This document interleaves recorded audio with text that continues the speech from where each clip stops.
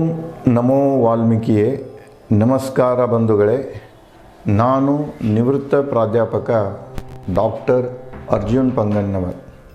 ಹೇ ಸೀತಾರಾಮ್ ವಾಹಿನಿಯ ವಾಲ್ಮೀಕಿ ರಾಮಾಯಣ ಅಂದು ಇಂದು ಚಿಂತನ ಕಾರ್ಯಕ್ರಮದ 443ನೇ ಸಂಚಿಕೆಗೆ ತಮ್ಮೆಲ್ಲರಿಗೂ ಸ್ವಾಗತ. ಹಿಂದಿನ ಸಂಚಿಕೆಯಲ್ಲಿ ನಾನು ತಮಗೆ ಮಳೆಗಾಲ ಮುಗಿದ ನಂತರ ಹನುಮಾನನು ಸುಗ್ರೀವನ ಬಳಿ ಬರ್ತಾನೆ. ಅಲ್ಲಿ ಸುಗ್ರೀವ ಹೆಂಡ ಮತ್ತು ಹೆಂಡಂದಿರರ ಭೋಗ ಸುಖದಲ್ಲಿ ಲೀನವಾಗಿರ್ತಾನೆ. ಅದನ್ನು ನೋಡ್ತಾನವ. ಅವನಿಸುತ್ತ ಈ ಮನುಷ್ಯ ಸಂಪೂರ್ಣವಾಗಿ ಮತ್ತಿನಲ್ಲಿದ್ದಾನೆ, ತನ್ನ ಜವಾಬ್ದಾರಿಗಳನ್ನು ಮರೆತಿರಬೇಕು ಅಂದ್ಕೊಂಡು ಮೃದು ಭಾಷೆಯಲ್ಲಿ ಕರೆನೇ ಹೇಳೋದು, ತೊಂದರೆ ಆಗುವಂಗೆ ಹೇಳುವಂಗಿಲ್ಲ, ಮೃದು ಭಾಷೆಯಲ್ಲಿ ಹೇಳೋದು, ಕರೆ ಮನವರಿಕೆ ಮಾಡಿ. ಇದು ವಾಕ್ಚಾತುರ್ಯ ಹನುಮಾನನಲ್ಲಿತ್ತು. ಅವಾಗ ಬಂದು ಹೇಳ್ತಾನೆ, ಆಯಿತು, ಮಳೆಗಾಲದ ಸುಖ ಎಲ್ಲ ಉಂಡು, ಹೆಂಡ ಮತ್ತು ಹೆಂಡರ ಸುಖ ಉಂಡು, ಕುಲ ಉದ್ಧಾರ ಮಾಡಿದಿ. ಆದರೆ ಒಳ್ಳೆಯ ರಾಜನ ಕೆಲವು ಧರ್ಮಗಳಿವೆ. ರಾಜ ತನ್ನ ಕೋಶದ ಬಗ್ಗೆ, ತನ್ನ ಪ್ರಜೆಗಳ ಬಗ್ಗೆ, ಸ್ನೇಹಿತರ ಬಗ್ಗೆ, ಸೈನ್ಯದ ಬಗ್ಗೆ, ಭದ್ರತೆಯ ಬಗ್ಗೆ ಎಂದೂ ನಿರ್ಲಕ್ಷ್ಯವನ್ನು ಮಾಡಬಾರದು. ಸಂಭ್ರಮದಲ್ಲಿರಲಿ, ಎಲ್ಲೇ ಇರಲಿ, ಅವನು ಇವುಗಳ ಬಗ್ಗೆ ಸದಾ ಚಿಂತನೆ ಮಾಡ್ತಾ ಇರಬೇಕು. ಇವುಗಳ ಚಿಂತನೆ ಯಾರು ಮಾಡ್ತಾರೆ, ಅವರೇ ಒಳ್ಳೆಯ ರಾಜ, ಅವರೇ ಒಳ್ಳೆಯ ಆಡಳಿತಗಾರರು. ಇದನ್ನು ಹೇಳ್ತಾ ಅವರು ಮುಂದುವರಿಸ್ತಾರೆ. ಶಿಸ್ತು ಅಕಲ್ಕ ಸಂಹಿತೆ ಬಹುಮುಖ್ಯ. ಆಡಳಿತಗಾರನಲ್ಲಿ, ರಾಜ್ಯವನ್ನು ಆಳುವವನಲ್ಲಿ, ಅರಸನಲ್ಲಿ, ಆಗಿನ ಸಂದರ್ಭ ಅರಸರು ಸಾಮ್ರಾಟರು ಬರ್ತಾರೆ. ಈಗಿನ ಸಂದರ್ಭದಲ್ಲಿ ಆಳವ್ರು ಯಾರಪ್ಪ ಅಂದ್ರೆ ಈ MLAಗಳಿಂದಲೇ ಶುರುವಾಗ್ತಿದೆ. ಮಂತ್ರಿಗಳು, MLAಗಳು ನೋಡಿ. ಸಂವಿಧಾನದಲ್ಲಿ DC, ತಹಶೀಲ್ದಾರ್ ಇವರೆಲ್ಲ ಏನಿದಾರು, ಇವರಿಗೆ ನಾವು ರಿಯಲ್ ಎಕ್ಸಿಕ್ಯೂಟಿವ್ ಅಂತ ಕರಿತೀವಿ, ನಿಜವಾದ ಆಡಳಿತಗಾರರವರು. ಈ MLAಗಳೇನು ಬರ್ತಾರಲ್ಲ, ಇವರು ಮಿನಿಸ್ಟ್ರು, MLA, MP ಗಳು, ಜನಪ್ರತಿನಿಧಿಗಳಲ್ಲ, ಇವರಿಗೆ ನಾವು ನಾಮಿನಲ್ ಎಕ್ಸಿಕ್ಯೂಟಿವ್ ಅಂತ ಕರಿತೇವೆ, ನಾಮ ಮಾತ್ರ. ಈಗ ಏನಾಗಿಬಿಟ್ಟಿದೆ ನೋಡಿ, ಇವತ್ತಿನ ಸಂದರ್ಭದಲ್ಲಿ ಯಾರು ರಿಯಲ್ ಎಕ್ಸಿಕ್ಯೂಟಿವ್ ಇದ್ದರೋ ಅವರು ನಾಮಿನಲ್ ಆಗ್ಯಾರ, ಯಾರು ನಾಮಿನಲ್ ಇದ್ದರೋ ಅವರು ರಿಯಲ್ ಆಗ್ಯಾರ. ಈಗ ನೋಡಿ, DC ಕೈಯಾಗ ಇಡೀ ಇದು ಜಿಲ್ಲೆ ಇರ್ತಿದೆ. ಅಲ್ಲಿ ಒಬ್ಬ MLA, ಒಬ್ಬ ಮಿನಿಸ್ಟ್ರು ಹೋಗಿ DC ಮ್ಯಾಗೆ ತನ್ನ ಅಧಿಕಾರವನ್ನು ಚಲಾಯಿಸ್ತಾನೆ. ಸಂವಿಧಾನದ ಉಲ್ಲಂಘನೆಗಳು ಇವೆಲ್ಲ. ಪೂರ ಸಂವಿಧಾನ, ಬಾಬಾ ಸಾಹೇಬ್ ಅಂಬೇಡ್ಕರ್ ಸಂವಿಧಾನ ಅವರ ಹೆಸರಿನಲ್ಲಿಯೇ ಅದನ್ನು ಸಾಕಷ್ಟು ರೀತಿಯಲ್ಲಿ ಬಲಾತ್ಕಾರ ಮಾಡ್ತಾ ಇದ್ದಾರೆ. ಇಲ್ಲಿ ನೋಡಿ, ಇದು ಒಳ್ಳೆಯ ಆಡಳಿತಗಾರರ ಲಕ್ಷಣ ಅಲ್ಲ. ಮುಂದುವರೆದು ಹೇಳ್ತಾರೆ ಅವರು, ರಾಜನಲ್ಲಿ ಅಥವಾ ಆಡಳಿತಗಾರನಲ್ಲಿ ಶಿಸ್ತಿರಬೇಕು. ಅಂದ್ರೆ ನಮ್ಮದೇನು ಸಂವಿಧಾನ ಇದೆ, ಕಾನೂನು ಏನಿದೆ, ಇವನ್ನೆಲ್ಲ ಪಾಲಿಸ್ಬೇಕು ನಾವು. ಅವನು ಯಾರೂ ಉಲ್ಲಂಘನೆ ಮಾಡೋಕ್ಕೆ ಹೋಗಬಾರ್ದು. ನಾ MLA ಆಗಿದ್ದಾನೆ ಅಂಥೇಳಿ ಎಲ್ಲ ಕಾನೂನುಗಳನ್ನು ಉಲ್ಲಂಘನೆ ಮಾಡೋ ಹಾಗಿಲ್ಲ. ಮಿನಿಸ್ಟರ್ ಆಗ್ಯಾನಂತ ಹೇಳಿ ಇಡೀ ಅಪರಾಧಿ ಲೋಕವನ್ನು ಕಟ್ಟಿ ಹಾಕುವಂಗಿಲ್ಲ. ನೀವು ಚೀಫ್ ಮಿನಿಸ್ಟರ್ ಆಗು, ಪ್ರೈಮ್ ಮಿನಿಸ್ಟರ್ ಆಗು, ಏನೇ ಆಗೋ, ಈ ದೇಶದ ಸಂವಿಧಾನ, ಈ ದೇಶದ ಕಾನೂನುಗಳು ಬಹಳ ಮುಖ್ಯ. ನಮ್ಮ ಮೇಲೆ ಅಬವ್ ಆಲ್ ಅಂತ ಹೇಳ್ತೇವೆ ನಾವು. ಎಲ್ಲರ ಮ್ಯಾಗೆ ಏನದವಪ್ಪ ಅಂದ್ರೆ, even including supreme court judge ಆಗಿರ್ಬೋದು, ಎಲ್ಲರ ಮ್ಯಾಗೆ ಏನದಾವ ಅಂದರೆ ಈ ದೇಶದ ಕಾನೂನುಗಳು, ಈ ದೇಶದ ಸಂವಿಧಾನ ಇದೆ. ಅದಕ್ಕೆ ನಾವು ಏನಂತ ಶಿಸ್ತು ಧರ್ಮ ಅಂತ ಹೇಳ್ತೇವೆ. ಧರ್ಮ ಪಾಲನೆ ಅಂದರೆ ಶಿಸ್ತು ಪಾಲನೆ, ನ್ಯಾಯ ನೀತಿಗಳ ಪಾಲನೆ. ಅದಕ್ಕೆ ಇಲ್ಲಿ ಏನಾಗಬೇಕಂದ್ರೆ, ರಾಜನಾದವನು ಆ ದೇಶದ ಕಾನೂನು ಶಿಸ್ತನ್ನು ಪಾಲಿಸಬೇಕು ಅಂತ ಹೇಳ್ತಾನೆ. ಸ್ನೇಹ ಧರ್ಮ ಸಮಯ ಪಾಲನೆಗೆ ಇಲ್ಲಿ ರಾಜನಾದವನು, ಆಡಳಿತಗಾರನು ಸಂಹಿತೆಯ ಜೊತೆಗೆ, ಧರ್ಮದ ಜೊತೆಗೆ ಸ್ನೇಹ ಧರ್ಮ ಪಾಲನೆ ಮಾಡಬೇಕು. ಸ್ನೇಹ ಧರ್ಮದ ಹೊಣೆಯನ್ನು ಇದು ಮಾಡ್ಕೊಳ್ಬೇಕು. ಸ್ನೇಹ ಧರ್ಮ ಪಾಲನೆ ಮಾಡಬೇಕು. ಸಮಯ ಪಾಲನೆ ಭಾಳ ಮುಖ್ಯ ಇಲ್ಲಿ. Management of time. ಯಾವ ಸಮಯದಾಗ ಏನು ಮಾಡಬೇಕು. ಮನುಷ್ಯನಲ್ಲಿ ಎರಡು ಸಮಯ, ಒಂದು ಸೇವಾ ಸಮಯ ಇರ್ತದೆ, ಅದು ಉಚಿತ ಇರ್ಬೋದು, ಪೇಯ್ಡ್ ಇರ್ಬೋದು. ಇನ್ನೊಂದು ಫ್ಯಾಮ್ಲಿ ಸಮಯ ಇರ್ತದೆ, ಕುಟುಂಬಕ್ಕೆ ಸಮಯ ಇರ್ತದೆ. ಎರಡೂದ್ರಲ್ಲಿ ಬ್ಯಾಲೆನ್ಸ್ ಮಾಡ್ಕೊಂಡು ಹೋಗಬೇಕು. ಇಲ್ಲಿ ಸಂಬಳ ತೊಗೊಂಡು ಎಲ್ಲ ತೊಗೊಂಡು ಬರೀ ಕುಟುಂಬದಾಗ ನೀನು ಸಮಯ ಕಳೆಯಕೈತೆ ಅಂದ್ರೆ ಅಲ್ಲದು. We have to balance between the family responsibilities and responsibilities of the society. ನಾವು ಸಮಯವನ್ನು ಎಷ್ಟು ಕಳಿಬೇಕಾಗಿದೆ. ನೌಕರಿಗೆ ಹೋಗ್ತಿರ್ತೇವೆ ನಾವು, 8 ಗಂಟೆ ಇತ್ತು, 8 ಗಂಟೆ ಸಮಯವನ್ನು ಅಲ್ಲೇ ಕಳಿಬೇಕು. ಇನ್ನು ಕೆಲವೊಂದು ಕಡೆ ಇರ್ತಿದೆ ಹೆಸರಿಗೆ ಮಾತ್ರ ನೌಕರಿ, ಸಹಿ ಮಾಡೋದು, ಉಳ್ಕಿದ್ದು ಅಡ್ಡಾಡ್ತಾ ಹೋಗೋದು, ಇವೆಲ್ಲ ನಡೀತವೆ, ಎಲ್ಲ ಅಸ್ತವ್ಯಸ್ತಗಳಿವೆ. ಅದಕ್ಕೆ ಅವನು ಹೇಳ್ತಾನೆ ಹನುಮಾನ, ನೋಡು, ರಾಜನಿಗೆ, ಆಡಳಿತಗಾರರಿಗೆ ಸ್ನೇಹ ಧರ್ಮದ ಬಗ್ಗೆ ತಿಳುವಳಿಕೆ ಇರಬೇಕು, ಸಮಯ ಪಾಲನೆ ಎಚ್ಚರಿಕೆ ಇರಬೇಕು. ಸ್ವಾರ್ಥ ಸುಖದಲ್ಲಿ ಮಗ್ನನಾದವನಿಗೆ ಕಾಣದು ಸ್ನೇಹ ಧರ್ಮ ಪಾಲನೆ ಹೊಣೆ, ಬುದ್ಧಿ ಮಂಕಾಗುವುದು. ಸ್ವಾರ್ಥ ಸುಖದಲ್ಲಿ ಯಾರು ಲೀನಾಗಿರ್ತಾರೆ. ಸ್ವಾರ್ಥ ಸುಖ ಅಂದರೆ ಇಲ್ಲೇ ಸುಗ್ರೀವನ ಕಾಂಟೆಸ್ಟ್ನಲ್ಲಿ ಹೆಂಡ ಮತ್ತು ಹೆಣ್ಣು ಎರಡು ಥರ ಮಗ್ನಾಗಿ ಬಿಟ್ಟಿರ್ತಾನೆ, ಹೊರಗಿನ ಜಗತ್ತು ಮರ್ತಿರ್ತಾನೆ.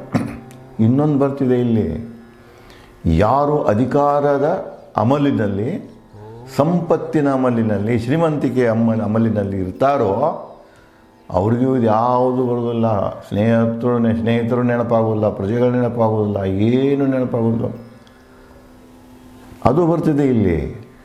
ಅದು ಯಾಕೆ ಹಂಗೆ ಆಗ್ತಿದೆ ಅಂದರೆ, ಅದು ಇದೇನು ಅಮಲ್ ಇದೆಯಲ್ಲ, ಅದು ಸ್ನೇಹದ ಇದರದ ಅಮಲ್ ಇರ್ಬೋದು, ದುಡ್ಡಿನ ಅಮಲ್ ಇರ್ಬೋದು, ಅಧಿಕಾರದ ಅಮಲ್ ಇರ್ಬೋದು, ಏನೇ ಇರ್ಬೋದು, ಅದು ನಮ್ಮ ಬುದ್ಧಿಯನ್ನು ಮಂಕ ಮಾಡ್ತಿದೆ. ದುಡ್ಡಿನ ಮನುಷ್ಯ ಬೆನ್ನು ಹತ್ತಿದಂದ್ರೆ ದುಡ್ಡು ಹೆಂಗೆ ಗಳಿಸ್ಬೇಕಂದ್ರೆ ಮಾರ್ಗಗಳನ್ನು ಬಿಡ್ತಾನೆ ನಾವು. ಯಾವ ಮಾರ್ಗ ಸುಲಭ ಅನ್ನಿಸ್ತಿದೆ ಆ ಮಾರ್ಗದ ದುಡ್ಡು ಗಳಿಸ್ತಾನೆ ಅಂದರೆ ವಾಮ ಮಾರ್ಗಕ್ಕೆ ಹೋಗ್ತಾರೆ ಅವರು. ಅದಕ್ಕಿಲ್ಲಿ ಇಂಥವ ಥರದ ಬೆನ್ನು ಹತ್ತಿದಂದ್ರೆ ಮನುಷ್ಯನ ಬುದ್ಧಿ ಏನಾಗ್ತಿದೆ, ಮಂಕಾಗಿ ಹೋಗ್ತಿದೆ, ಬುದ್ಧಿಗೆ ಇಡಿ ಆಗ್ತಾನೆ.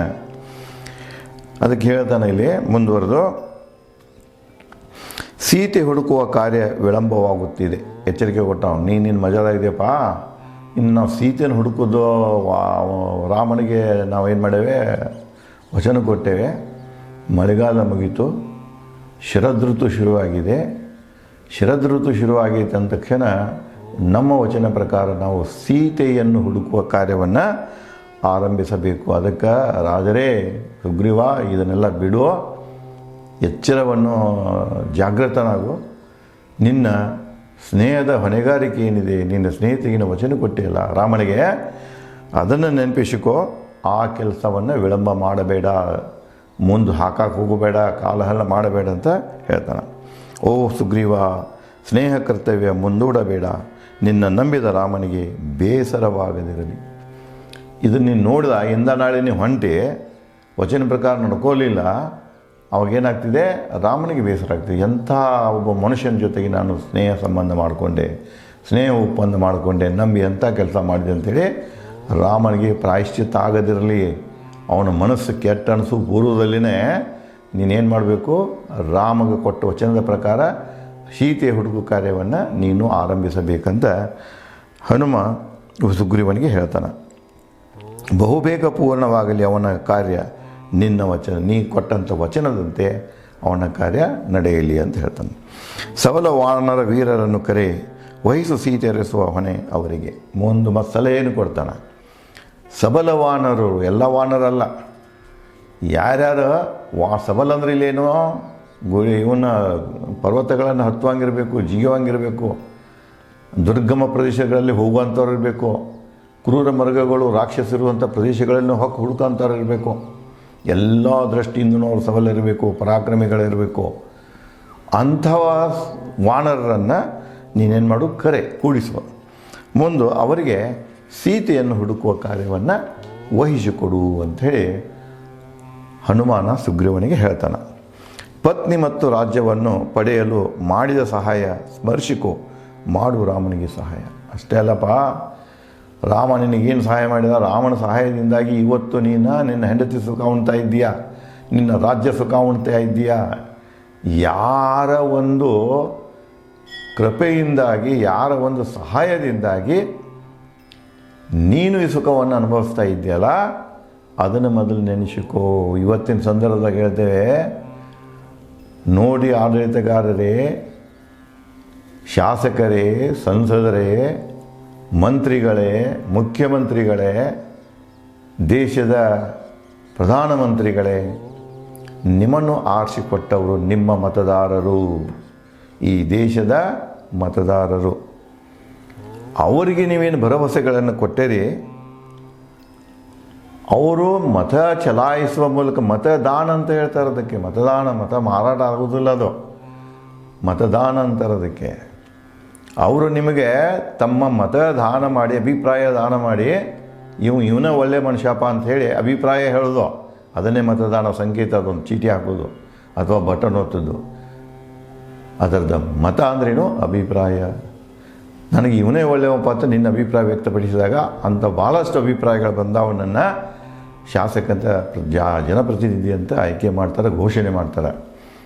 ಅವರು ಸಹಾಯ ಇಲ್ಲದ, ಮತದಾರರ ಸಹಾಯ ಇಲ್ಲದ ನೀವು ಶಾಸಕರಾಗೋಕ್ಕೂ ಬರುವುದಿಲ್ಲ, ಮಂತ್ರಿಗಳೂ ಆಗೋದಿಲ್ಲ, ಏನೂ ಆಗೋದಿಲ್ಲ. ಆದ ನಂತರ ಅಧಿಕಾರ ಮತದಲ್ಲಿ ಅವರನ್ನು ಮರಿಬೇಡಿ. ನಿಮಗೆ ಮತ ಕೊಟ್ಟು, ಮತ ಚಲಾಯಿಸಿ, ದಾನ ಮಾಡಿ ನಿಮ್ಮನ್ನು ಈ ಮಟ್ಟಕ್ಕೆ ಬೆಳೆಸ್ಯಾರವರು. ನಿಮ್ಮನ್ನು ಚೀಫ್ ಮಿನಿಸ್ಟರ್ ಮಾಡ್ಯಾರು, ಪ್ರೈಮ್ ಮಿನಿಸ್ಟರ್ ಮಾಡ್ಯಾರು, ಮಿನಿಸ್ಟರ್ ಮಾಡ್ಯಾರು. ಅವರ ಮತದಿಂದಾಗಿದೆಯಾ? ನೀನು ನಿಮ್ಮ ದುಡ್ಡಿನಿಂದಾಗಿಲ್ಲ. ನೀವು ಅಲ್ಲಿ ಎಲಿಜಿಬಿಲಿಟಿ ತೊಗೊಳ್ಬೇಕಾಗಿದೆ, ಇಲ್ಲಿ ಮತ ಚಲಾಯಿಸಬೇಕಾಗ್ತಿದೆ. ಅದಕ್ಕೆ ಆ ಮತದಾರರೇನಿದೆಯಲ್ಲ ಮಾಡಿದಂಥ ಸಹಾಯವನ್ನು ಮರಿಬಾರದು. ಅದಕ್ಕೆ ಇಲ್ಲಿ ಸುಗ್ರೀವಾಗಿ ಹೇಳ್ತಾನೆ ಹನುಮ, ನಿನಗೆ ನಿನ್ನ ಹೆಂಡತಿ ರಾಜ್ಯ ಹೊಳೆ ಪಡಲಿಕ್ಕೆ ಯಾರು ಸಹಾಯ ಮಾಡಿದಲ್ಲ, ಆ ರಾಮನಿಗೆ ಏನು ವಚನ ಕೊಟ್ಟಿಯಲ್ಲ ಅದನ್ನು ಮರಿಬೇಡ. ಅದಕ್ಕೆ ನೀ ಏನು ಮಾಡೋ, ಈ ಸಹಾಯ ಮಾಡುವುದನ್ನು ಸ್ಮರಿಸಿಕೋ. ಓ ಸುಗ್ರೀವ, ತಡವೇಕೆ, ಆಜ್ಞೆ ಮಾಡು, ಆಕಾಶ ಭೂಮಿ ಪಾತಾಳ ಹುಡುಕಿ ತರುವೆ ಸೀತೆಯನ್ನು. ಅಷ್ಟು ಹೇಳ್ತಾ ಹನುಮ ಹೇಳ್ತಾನ, ನನಗೆ ಆಜ್ಞೆ ಮಾಡು ನೀನು. ಸೀತೆಯನ್ನು ಎಲ್ಲಾದರೂ ಬಚ್ಚಿಟ್ಟಿದ್ರು, ಆಕಾಶದಲ್ಲಿ ಬಚ್ಚಿಡಲಿ, ನೆಲದಾಗ ಬಚ್ಚಿಡಲಿ, ಜಲದಾಗ ಬಚ್ಚಿಡಲಿ, ಎಲ್ಲೇ ಇಡಲಿ ಅವನು ರಾವಣ, ನಾನು ಅದನ್ನು ಹುಡುಕಿ ಸೀತೆಯನ್ನು ತರ್ತೇನೆ, ನನಗೂ ಆದೇಶ ಮಾಡು ಅಂಥೇಳಿ ಹನುಮಾನ ಸುಗ್ರೀವನನ್ನು ಕೇಳ್ಕೊಳ್ತಾನೆ. ಕೇಳಿ ಹನುಮಾನನ ಕೋರಿಕೆ ಮಾತು ವಾನರ ಸೈನ್ಯ ಸೇರಿಸಲು ನೀಲನಿಗೆ ಹೇಳಿದ ಸುಗ್ರೀವ. ನೀಲನ ಮಂತ್ರಿ, ಅವನು ದಂಡನಾಯಕ. ನೀಲನ ಕರೀತಾನ, ನೋಡಪ್ಪ, ತಕ್ಷಣ ಸಬಲ ವಾನರರಿಗೆ ಒಂದು ಕಡೆ ಇಲ್ಲಿ ಬರಲಿಕ್ಕೆ, ಕಿಷ್ಕಿಂಧದಲ್ಲಿ ಸೇರಲಿಕ್ಕೆ ಹೇಳು ಅಂಥೇಳಿ ನೀಲನಿಗೆ ಆದೇಶವನ್ನು ಮಾಡ್ತಾನೆ.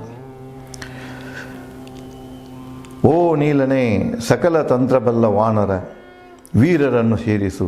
ನಿನ್ನ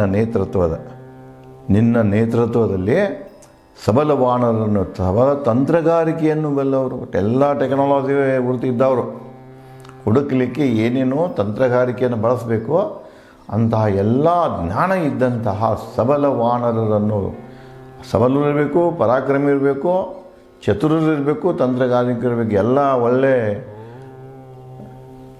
ಬಲಗಳನ್ನು ಹೊಂದಿದಂಥ, ಶಕ್ತಿಗಳನ್ನು ಹೊಂದಿದಂತಹ ವಾನರರನ್ನು ಕೂಡಿಸು ಅಂಥೇಳಿ ನೀಲನಿಗೆ ಸುಗ್ರೀವ ಹೇಳ್ತಾನೆ. ವೀರರನ್ನು ಸೇರಿಸು ನಿನ್ನ ನೇತೃತ್ವದಿ. ಅಂಗದನ ಜೊತೆ ಸೇರಿ ಜಾಂಬವಂತ ಹಿರಿಯ ವಾನರ ಭೇಟಿಯಾಗಿ ಮಾರ್ಗದರ್ಶನ ಪಡೆ. ಇಷ್ಟ ಅಲ್ಲ, ಯುವ ರಾಜಕುಮಾರ ಏನದನ, ಅಂಗದನ, ಅಂಗದನ ಜೊತೆ ಸೇರಿಕೊಳ್ರಿ. ಜಾಂಬವಂತ ಹಿರಿಯ ಮನುಷ್ಯ ಅದಾನ, ನಮ್ಮ ಕಿಷ್ಕಿಂಧದ ಹಿರಿಯ ವ್ಯಕ್ತಿ ಅದಾರ ಜಾಂಬವಂತ, ಮತ್ತು ಅವನಂತೆ ಇನ್ನೂ ಕೆಲವೊಂದು ಹಿರಿಯರಿದ್ದಾರೆ, ಅವರ ಜೊತೆಗೆ ಸೇರಿಕೊಂಡು ನೀನು ಇದರ ಬಗ್ಗೆ ಮಾರ್ಗದರ್ಶನ ಪಡೆ. ಈಗ ಇವತ್ತಿಗೆ ನಾವು ಇದು ಅನ್ವಯಿಸಿ ನೋಡಿದಾಗ ಈಗೇನು MLA MP ಗಳಾಗಿ ಹೋಗಿರ್ತಲ್ಲ, ಅವರು ಪದೇ ಪದೇ ಏನು ಮಾಡಬೇಕಂದ್ರೆ, ಭಾಳ ಕಡಿಮೆ ಹಿಂದಿತ್ತು, ಕೆಲವೊಂದು ಮಂದಿ ಇದ್ದರು MP ಗಳು, ಅವರು ಇವರು ಒಂದು ಔತಣಕೂಟ ಅಥವಾ ಏನೋ ಒಂದು ಸಭೆ ಸೇರಿಸಿ ಜನರನ್ನು ನೇರವಾಗಿ ಅವರ ಅನಾನುಕೂಲತೆಗಳನ್ನು ಕೇಳ್ತಿದ್ರು. ತೊಗೊಂಡೋಗಿ ಅರ್ಜುನ ಕೊಡಬೇಕಂತ ಏನು ಇರೋಕ್ಕಿಲ್ಲ, ಮಾತಿನಾಗ ತಿಳ್ಕೊಳ್ತಿದ್ರು. ಹೇಗಪ್ಪ, ಏನು ನಡೆದೈತಿ, ನಿಮ್ಮ ಊರಾಗ ಏನೈತಿ, ಎಲ್ಲ ಸೌಖ್ಯ ಐತಿ ಅನ್ಕೊಳ್ಳಿ. ಯಾರು ಹೇಳ್ತಿದ್ರು, ರಸ್ತೆ ಇಲ್ಲರಿ, ದೀಪದ ಕಂಬ ಬಂದಿಲ್ಲರಿ, ಕರೆಂಟ್ ಸರಿಯಾಗಿ ಬರೋದಿಲ್ಲರಿ, ಬಸ್ ಇರೋದಿಲ್ಲರಿ, ಅವ್ರ ಬಾಯಿಂದ ಬಂದುಬಿಡ್ತಿತ್ತು. ಅದು ಎಲ್ಲನೂ ಸೆಕ್ರೆಟರಿ ಹೇಳಿ ನೋಟ್ ಮಾಡ್ಕೊತಿದ್ರು. ಅವ್ರು ಅರ್ಜಿನ ಕೊಡಬೇಕಂತ ಏನು ಇರೋಕ್ಕಿಲ್ಲ. ಈಗಿನ ಹಾಗಿಲ್ಲ, ನಮ್ಮ ಊರಿಗೆ ಒಂದು ರಸ್ತೆ ಬೇಕಾಗಿತ್ತು ರೀ, ಅರ್ಜಿ ತೊಗೊಂಬಾರೋ. ಅವರು ತಿಳ್ಕೊಂಡು ನೋಟ್ ಮಾಡಿಕೊಂಡು ಸರ್ಕಾರ ಗಮನಕ್ಕೆ ತಂದು, ಅಧಿಕಾರಿಗಳ ಗಮನಕ್ಕೆ ತಂದು ಕೆಲಸ ಮಾಡಿಕೊಡ್ತಿದ್ರು. ಇದರ ತಾತ್ಪರ್ಯ ಇಷ್ಟೆಲ್ಲ, ನೀವು ಜನರ ಕುಂದು ಕೊರತೆಗಳನ್ನು ತಿಳ್ಕೊಳ್ಬೇಕಾಗಿತ್ತಂದ್ರೆ ನೀವು ಅವರ ಮಧ್ಯದಲ್ಲಿ ಹೋಗಬೇಕು. ಔತಣಕೂಟಗಳನ್ನು ಕರಿಬೇಕು, ಸಮ್ಮೇಳನಗಳನ್ನು ಕರಿಬೇಕು.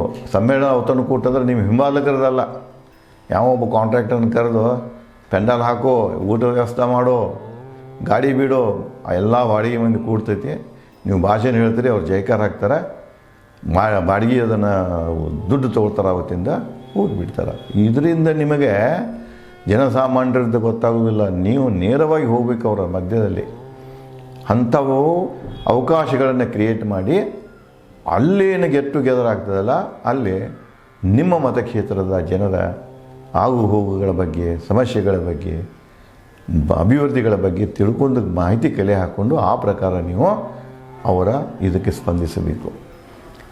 ಅದಕ್ಕೆ ಇಲ್ಲಿ ಹೇಳ್ತಾನೆ, ನೀನು ಆದೇಶ ಕೊಟ್ಟು ಕೂಡಲೇ ಒಮ್ಮೆಲೆ ಹಿಂಗೆ ಮಾಡಬೇಡ. ಮೊದಲು ಅವ್ರ ಹಿರಿಯರನ್ನು ಕೂಡ ಹೋಗು, ಅವ್ರ ಕೂಡ ನೀನೇನು ಮಾಡು, ಚರ್ಚೆ ಮಾಡು, ಅವರ ಮಾರ್ಗದರ್ಶನ ಪಡೆದು ಮುಂದಿನ ಕಾರ್ಯವನ್ನು ಶುರು ಮಾಡು ಅಂತ ಹೇಳಿ ಸುಗ್ರೀವ ನೀಲನಿಗೆ ಹೇಳ್ತಾನೆ.